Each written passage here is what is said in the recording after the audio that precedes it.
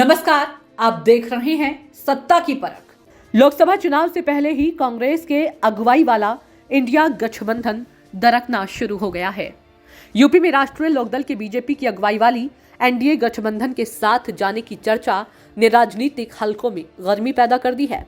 सूत्रों की माने तो वेस्ट यूपी को देखते हुए बीजेपी ने आरएलडी को ऑफर दिया है। बीजेपी ने जयंत चौधरी को 2 लोकसभा सीटें, 1 राज्यसभा की सीट के साथ ही यूपी में 2 मंत्री पद का ऑफर दिया है। आरएलडी के सूत्र बता रहे हैं कि यूपी में आरएलडी को कम से कम 5 लोकसभा सीट, 1 राज्यसभा, केंद्र में 1 मंत्री पद, राज्य में 2 मंत्री पद के अलावा चौधरी चरण सिंह को भारत रत्न देने की मांग कर रही है। इन राजनीतिक खबरों के बीच सपा नेता शिवपाल यादव ने कहा कि मैं जयंत चौधरी को अच्छी तरह से जानता हूं, वे धर्मनिरपेक्ष हैं। आरएलडी इंडिया गठबंधन में रहेगी और बीजेपी को हराएगी।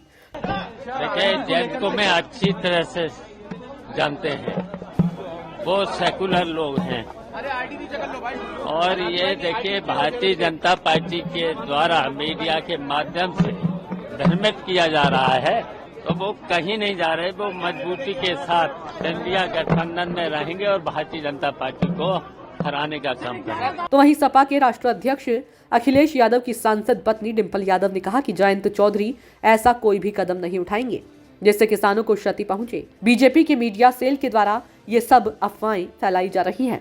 यूपी में सीटों को बंटवारे को लेकर आरएलडी का गठबंधन समाजवादी पार्टी के साथ है। सपा ने पहले ही आरएलडी को 7 सीटें देने का ऐलान कर रखा है। रालोद सूत्रों के अनुसार यूपी में राम मंदिर की लहर से जयंत चौधरी का मन डोल गया है।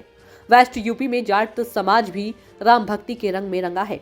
जयंत चौधरी समझ गए हैं कि ऐसे में सपा, कांग्रेस और बसपा के साथ जाने में कोई भी फायदा नहीं होगा। एक कारण ये भी है कि जयंत के पास पिछला एक्सपीरियंस भी है। 2014 और 2019 के लोकसभा चुनाव में सपा, बसपा और कांग्रेस के गठबंधन में आरएलडी एक भी सीट नहीं जीत पाई थी।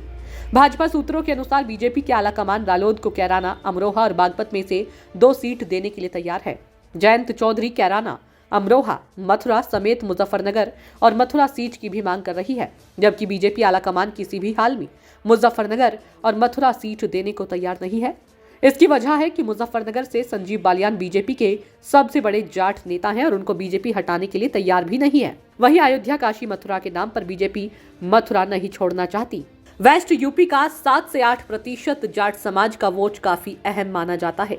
2019 के चुनाव में इसी जाट और मुस्लिम बाहुल्य 7 सीटों पर बीजेपी को हार मिली थी।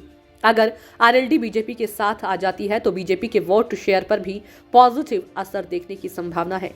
फिलहाल औपचारिक रूप से कोई ऐलान नहीं किया गया, लेकिन जयंत चौधरी के एनडीए में जाने की चर्चाएं इस टाइम तेज हो गई है।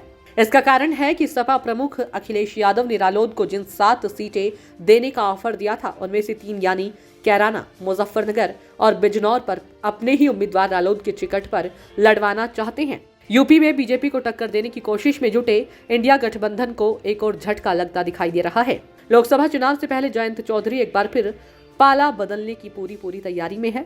इसके लिए सीटों का गेम चल रहा है। साथ ही चौधरी चरण सिंह को भारत रत्न देना उनकी बड़ी प्राथमिकता के साथ केंद्र में मंत्री पद महत्वपूर्ण है। वहीं अखिलेश यादव ने कहा कि जयंत चौधरी बहुत सुलझे हुए हैं, वह पढ़े लिखे और राजनीति को समझने वाले इंसान हैं।